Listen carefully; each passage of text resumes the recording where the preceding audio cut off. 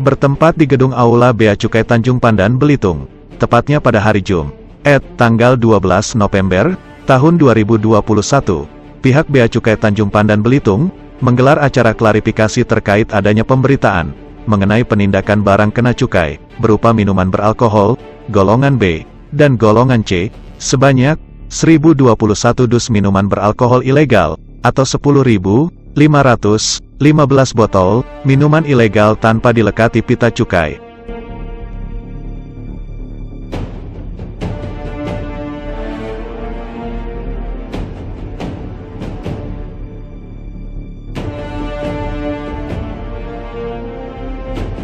Terkait adanya pengamanan minuman beralkohol tersebut di atas, sejauh ini negara dirugikan sebesar 16 miliar lebih.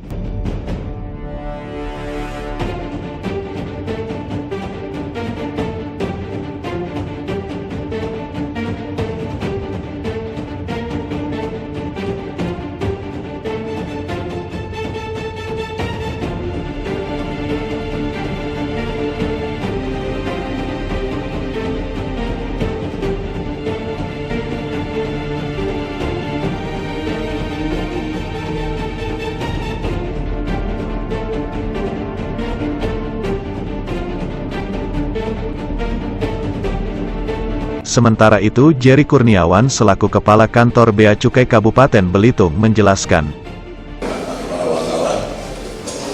Alhamdulillah, syukur kita panjatkan kehadirat Allah Subhanahu Wa Taala dan semesta alam. Pagi ini kita bisa berkumpul dalam keadaan yang sehat dengan suasana hati yang tenang. Salam kita sampaikan kepada Rasulullah SAW. Bapak-bapak, pertama-tama saya ingin mengucapkan selamat datang di kantor kami Bea Tanjung Pandan. Saya lihat hari ini para wartawan di Pulau Belitung kayaknya full tim ya. Tapi kalau saya undang sosialisasi sedikit yang datang.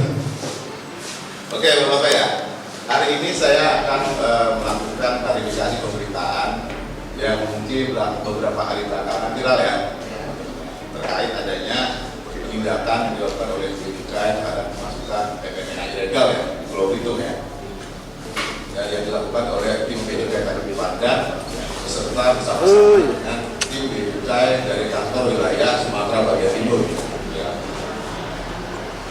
Yang pertama-tama saya ingin garis bawahi adalah Bea Cukai menjalankan perannya sebagai community protector yang diamanahkan oleh undang-undang pabean dan undang-undang cukai. Itu yang pertama ya. Jadi kegiatan ini yang dilakukan oleh Bea Cukai kemarin itu kita mengerjakan berdasarkan aturan perundang-undangan yang diamanahkan kepada Bea Cukai. Itu dulu Bapak-bapak sekalian. Pertama itu ya.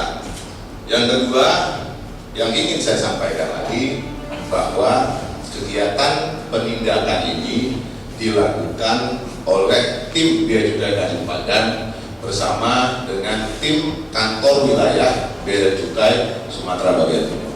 Bapak bisa lihat sebelah kiri saya di sebelah kanan, di situ ada Pak Erik, di sini ada Pak Edi. Ini adalah tim pengawasan para seksi penindakan dan intelijen dari tim Kanwil Bea Cukai Sumatera bagian Timur. Itu kedua saya.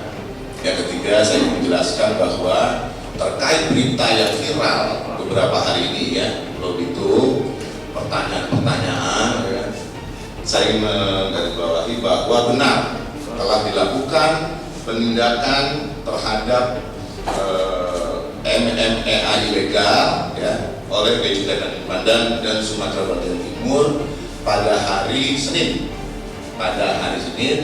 tanggal 8 November 2021 bertempat di halaman sebuah ekspedisi di Tanjung Pandan. Itu poin kedua ya. Jadi clear ya. Kemarin ada yang ketemu saya sekelompok di jalanan. Pak, kita pengen tahu Pak, itu benar apa enggak Pak? Sabar Mas, sabar. Benar. Ada penindakan itu. Jelas kalimat saya. Yang ketiga, saya ingin menggarisbawahi lagi bahwa tindakan penindakan ini merupakan langkah sinergi dan pengawasan berlapis yang dilakukan kerjasama antara kantor wilayah Bea Cukai Kepulauan Riau (KEPRI), kantor wilayah Bea Cukai Sumatera bagian timur, dan kami Bea Cukai Tanjung Pandan.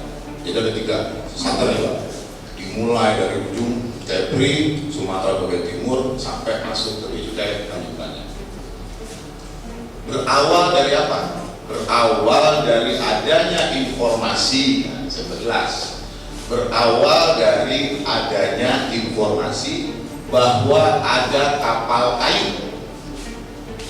Ada kapal kayu yang membawa MMA ilegal dari luar negeri dengan tujuan Jakarta yang telah memasuki wilayah perairan Kepulauan Belitung. Saya garis bawahi lagi, diawali adanya informasi adanya kapal kayu yang membawa MMA ilegal dari luar negeri, tujuannya Jakarta, ya, yang sudah memasuki wilayah perairan Kepulauan Belitung. Dalam penindakan dimaksud yang dilakukan oleh Bea Cukai Tanjung Pandan Sumatera dan Kanwil Sumatera bagian timur, petugas berhasil mengamankan 1021 koli. Kalau Bapak tahunya mungkin karton kali ya, koli atau karton, atau 10.515 botol.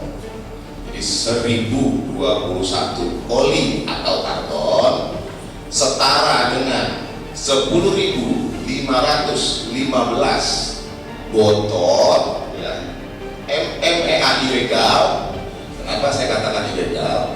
Karena tanpa dilekati pita cukai.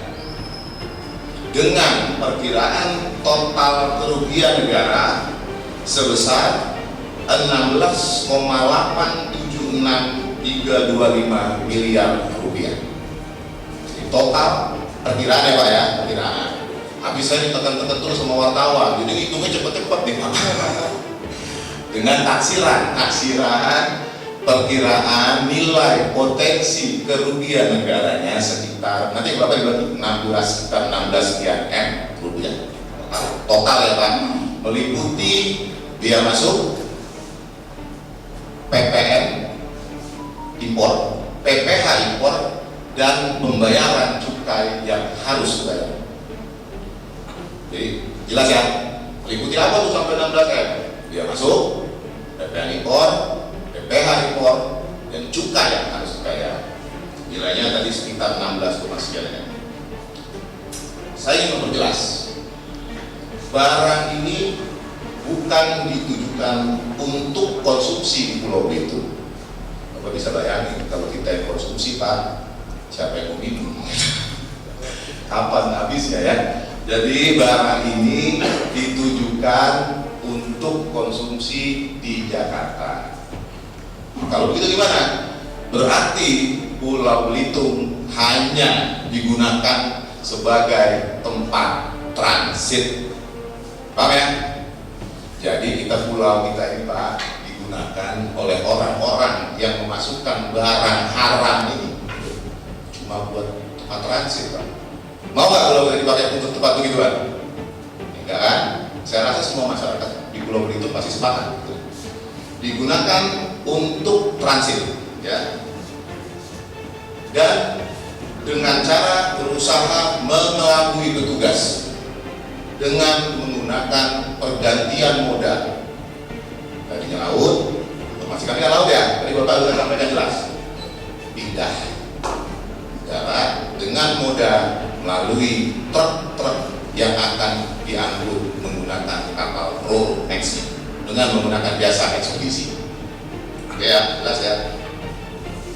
Oleh karena itu, kegiatan ini tentunya melanggar yang namanya Undang-Undang Nomor 10 Tahun 95 tentang kepabeanan yang telah diubah dengan Undang-Undang Nomor 17 Tahun 2006. Dan adalah satu lagi, itu bagian Undang-Undang Nomor 11 Tahun 95 tentang cukai, sebagaimana telah diubah dengan Undang-Undang Nomor 39 Tahun 2007. Selanjutnya, sampai saat ini, Bea Cukai Tanjung Pandan masih melakukan kegiatan penelitian terhadap pihak-pihak yang diduga terkait dengan kegiatan dimaksud. Terakhir, Bea Cukai Tanjung Pandan akan terus melakukan kegiatan pengawasan ini secara proaktif terhadap terutama pemasukan barang ilegal, apalagi yang merusak masyarakat. Kami berharap tentunya seluruh komponen masyarakat, terutama para wartawan, bisa membantu kami. Saya rasa itu penjelasan saya, insya Allah cukup jelas. Setelah ini saya akan coba membuka 3 orang pertama untuk silahkan mengajukan pertanyaan. Ini Pak. Siapa? Dari mana? Sebutkan namanya. Saya Mbak Sini Pak. Dari mana? Media Kejar Fakta. Oke, silakan. Ya, Assalamualaikum warahmatullahi wabarakatuh. Waalaikumsalam, Pak Mas. Pak Mas ini ya? Ya Pak. Jadi terkait masalah perintah ini Pak, kami minta kronologi dan nama kapalnya Pak. Bisa Pak? Gimana?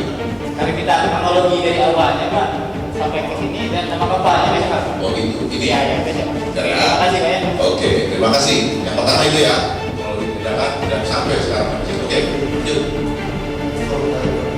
Dari media Namanya siapa sih? Mas Fitrianto ya? Dari? Oke. Apa? Apa? GT kapal. Nama kapal, GT kapal. Oke, lanjut. Iya. Iya. Siapa? April dari apa pertanyaan? Ya. Iya.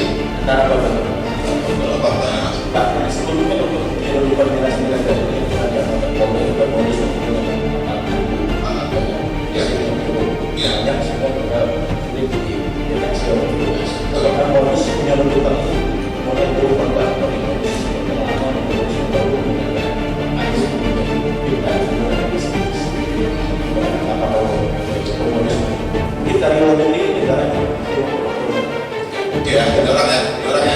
Oke, saya jawab sekaligus. Pertanyaan yang satu kronologis, satu nama kapal dan titik, ada perubahan modus lama. Saya jawab sekaligus. Pertama, pertanyaannya kronologis. Nanti bapak-bapak akan dibagikan, kasih nih, ya Bu Wisnu ya. Bu Wisnu ini kasih rumah saya. Nanti setelah acara ini,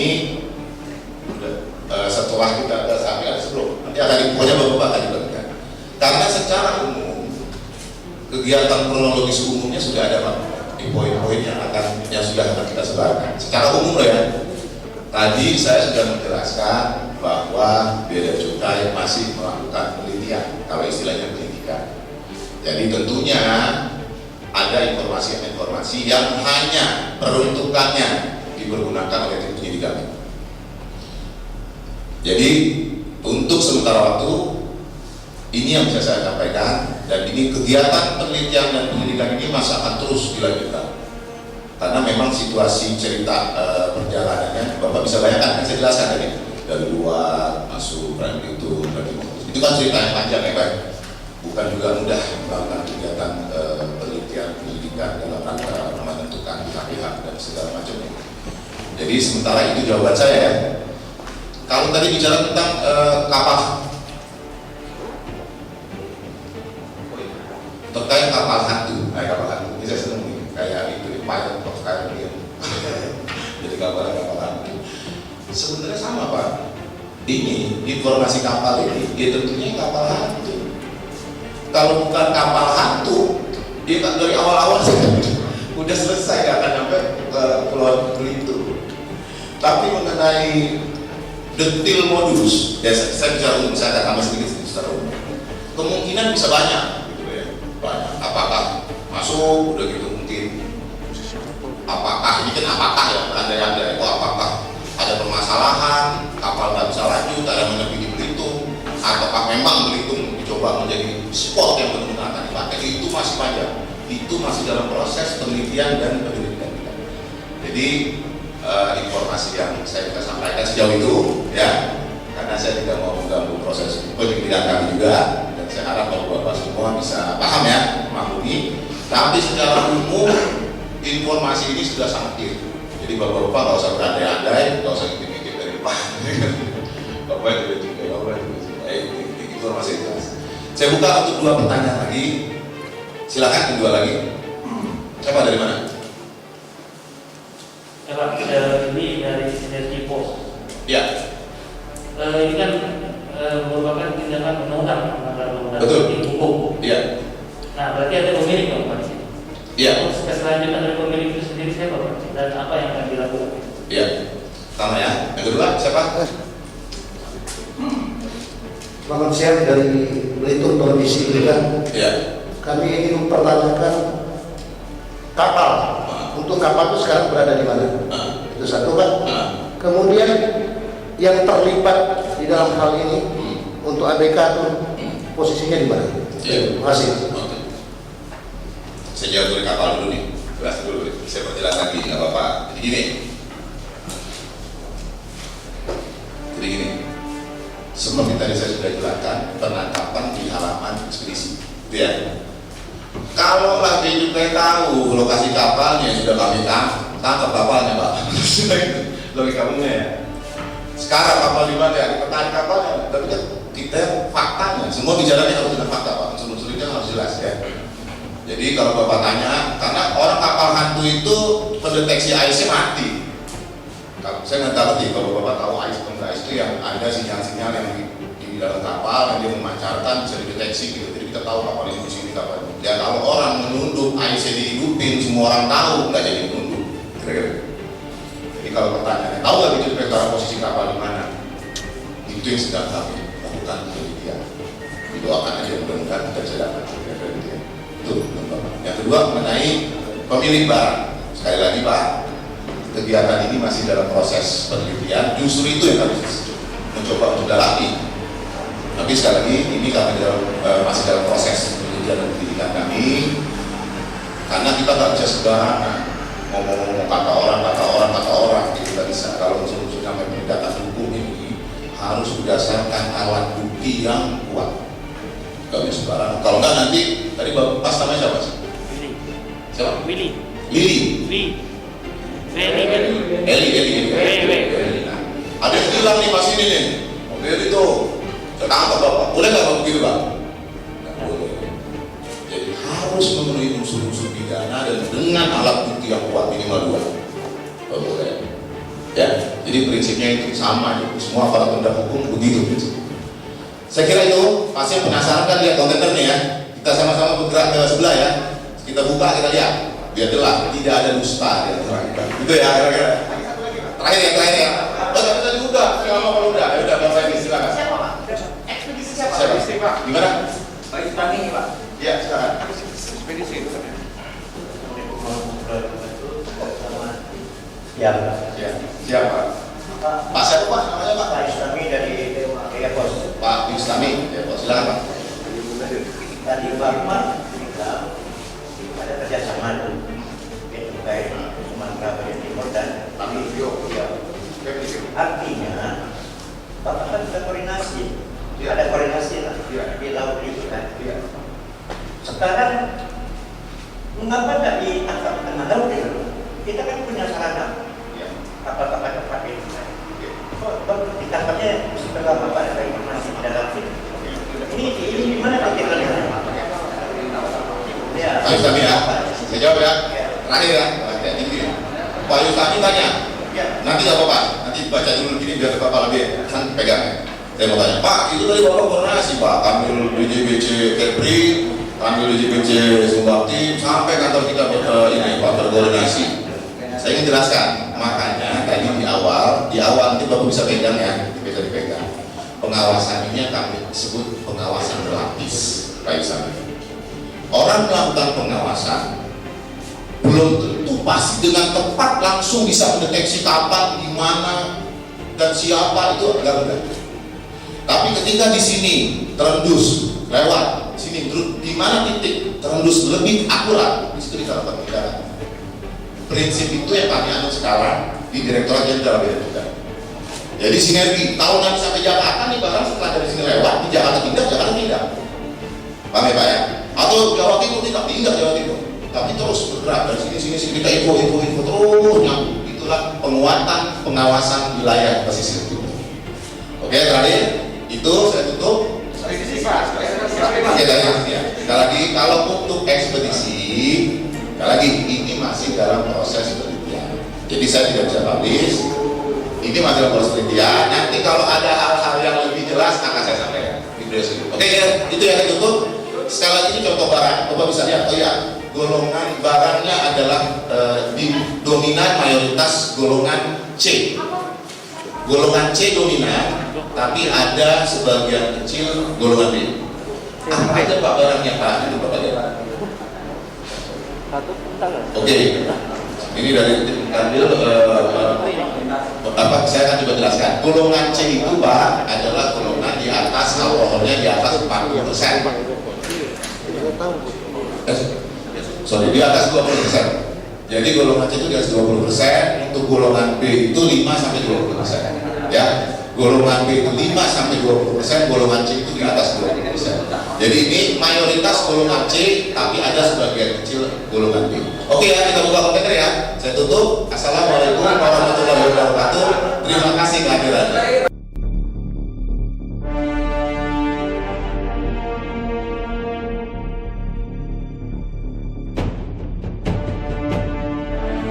Dari Tanjung Pandan Belitung, Redaksi TV Online Belitung Televisi Berita melaporkan.